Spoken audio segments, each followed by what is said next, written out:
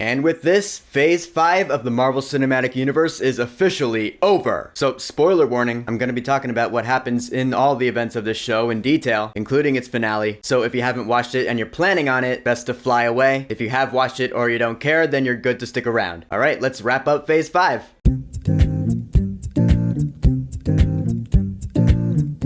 Ironheart. So Ironheart is the 13th season of TV in the Marvel Cinematic Universe and the 6th and final TV season in its Phase 5, part of the Multiverse Saga. It's the 12th and final installment of Phase 5, the 28th installment of the Multiverse Saga, and overall in the Marvel Cinematic Universe, it's the 51st installment. Ironheart revolves around Riri Williams, this character we remember from Black Panther: Wakanda Forever. So after the events of said movie, Riri Williams flies on home to Chicago, cause she's been expelled from MIT, so now she just needs to make ends meet. She finds herself with the wrong group of people, a group of criminals, run by a guy named Parker Robbins who's got a weird piece of wardrobe, a hood that grants him magical abilities. So Riri Williams has to figure herself out and try to make her way in this world. This show, I'd say, is pretty solid. It's also pretty standard as far as MCU shows go at this point. It's got kind of a slow build, but then it amps up in the second half with a big reveal at the end. Agatha all along was the same way. I'll tell you what I like about Riri Williams though, once again played by Dominique Thorne, because I know the whole Iron Man's legacy thing and Tony Stark. What separates her from Tony Stark is the simple fact that she's not a billionaire. She is a genius the same way as Tony Stark was, but she doesn't always have the means and the resources to do what she wants to do. Actually, kind of like Tony Stark in the cave in Iron Man 1, except forever. I like seeing her put her mind to work. That was cool. And of course, you gotta have your AI partner. And this is actually pretty funny, because what ends up happening is that her software ends up like going into her brain and recreating her dead best friend. Her friend Natalie, played by Lyric Ross, who in real life died young, is now recreated as an AI. And I was like, that's an interesting concept, because it's like resurrecting the dead without resurrecting the dead, I guess. There's a moral gray area in that sense, and I thought it was interesting. She's funny though. I liked her in the show, and the relationship they have together was one of the more interesting parts of it. Now, Anthony Ramos plays the bad guy in the show, Parker Robbins / the Hood. You know, I've always loved that guy ever since Hamilton. So I will say this villain has a leg up among other Marvel villains simply because of that casting. Because he's charismatic, he's intense, and he's really sympathetic. I felt for him. He comes from a bad upbringing, so when he came across this mystical piece of outerwear, I couldn't necessarily blame him for doing what he did. Yeah, I'll just say I thought the Hood was a pretty good villain. I liked him. Last character I want to touch on is played by Alden Ehrenreich, and his character starts off being known as Joe McGillicuddy. We soon learned that he's actually Ezekiel Stane, as in the son of the late Obadiah Stane, you know, Ironmonger from Iron Man 1, Jeff Bridges. I was like, you gotta be kidding me. I looked into it, and yeah, Zeke Stane is a character from Marvel Comics. I was like, holy shit, that's a crazy turn. That's a good reveal. And he was also one of the more interesting parts of the show, because he starts off really shy and timid, even though he has a secret bunker of crazy tech. But upon meeting Riri Williams, who teaches him, no, you gotta learn to stand up for yourself, well, he starts doing just that. His character arc in the show was one of the highlights for me, so more on him later. The visual effects and the action scenes in this show were solid. It was cool to see an iron suit flying around again, because it's been a while. Also, the fact that her suit is not a nanotech suit, it's more or less the old school putting on kind of suit. It was badass to see. I wouldn't say any of the suits we see in this show are extremely comic accurate to the Ironheart suit that I know from the comics, but I don't really have a problem with that. The way the show starts out, like I said, it's a little slow in the beginning, which is funny because the way the show came out, it was really just 2 weeks. 6 episodes, the first 3 one week and the second 3 the next week. Simple enough, I guess. And seeing the beginning of it with Riri and this gang, which is funny because Eric Andre's in the show for about 5 minutes. Alright, it's longer than that, but still, first couple episodes and that's it. Because Riri ends up being his replacement, so he pretty much just dies from knowing too much. Don't know why such a big name in the industry ended up being just a glorified cameo. I guess he's got better stuff to do. I'd say the coolest thing from the first half of the season is the intrigue surrounding the Hood. Because when you see Parker interacting with this thing, it's kind of like the cloak of levitation for Doctor Strange, except not really. It's got mystical powers, so you get the sense that he got it from making a deal with someone. I was really into that. I was like, what is this from? I had a hunch because of a rumor I heard a while back, which I will certainly get to later, believe you me. But hey, I didn't know for sure. The second half of the season is where it really gets going. Because just in episode 4, we get sorcerers and witches again. I was like, what? Okay, big reveal there. I loved it. Because Riri's like, yeah, this Hood is magic. I gotta fight magic with magic. I gotta get to the bottom of this, see what this thing is made of. So they go to some friends of theirs, Zuma Stanton and her mother. And yeah, it turns out they are sorceresses. As in they learned in Kamartaj, which we know is where Doctor Strange learned. So seeing that in this show of all shows, I was like, that's awesome. Big props to that. Again, expanding the universe. worse, here in Chicago, Illinois, which,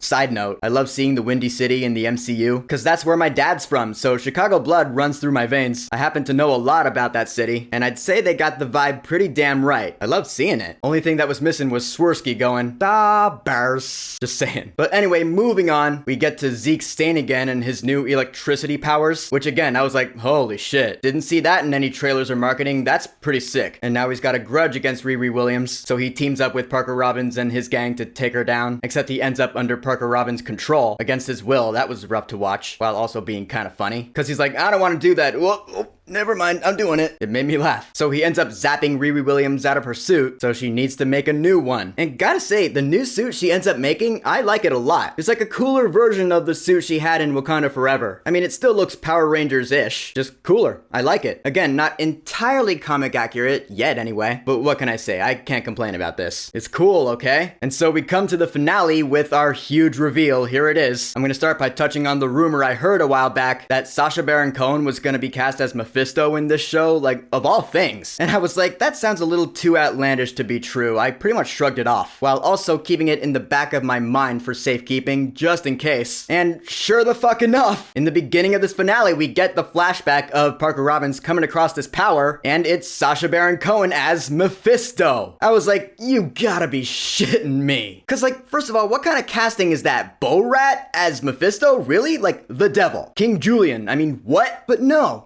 He was great in this role, cause he's chill like a devil would be, at least this kind of devil that makes deals. He's a smooth talker, he knows what he's doing. Loved his long hair too. And yeah, he makes deals, so he's pretty much Alistair from Hazbin Hotel, or at least that's what it reminds me of. I know devils making deals is a thing that goes back many decades, if not centuries. He even says in the show, yeah, I've made deals with a lot of people, a lot of celebrities and kings, even a Beatle, Ringo. Which I was like, god damn it. Why y'all gotta hate on Ringo, man? What did he ever do to you? So yeah, we officially have Mephisto in the Marvel Cinematic Universe, and Eric Voss can rest happy. And so we have the final fight with Ironheart versus the Hood. Ironheart's suit is all magicked up, which is really cool, by the way. Again, that's a thing that makes her different from Iron Man, which I really appreciate. And Parker Robbins is going all Morbius. Seriously, his face is like morphing out. It reminded me of Morbius, straight up. They had to know that that was gonna make people think of that, right? But also at the same time, I was like, god damn, he's really losing himself. I mean, he invaded his rich father's mansion because he's just power hungry, because that's the kind of guy he is. He wants to be filthy, greasy, disgusting rich, and Ironheart's just in his way. So they fight, and of course Ironheart wins. Victory!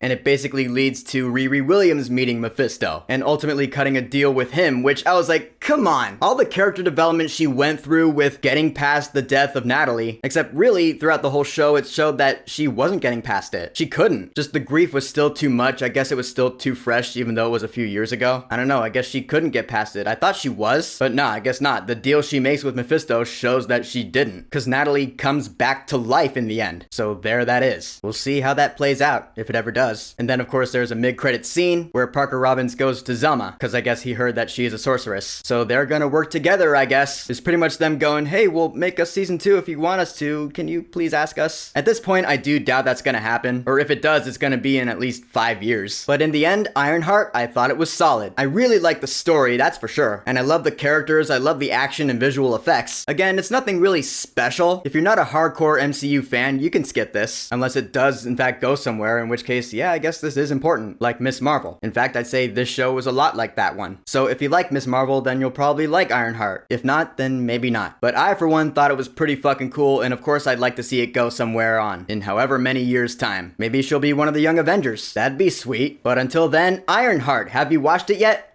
What are your thoughts on it? Spoilers and all, go ahead. And do you think this should go anywhere? Whatever you think, go ahead and leave a comment. And of course, thank you for subscribing.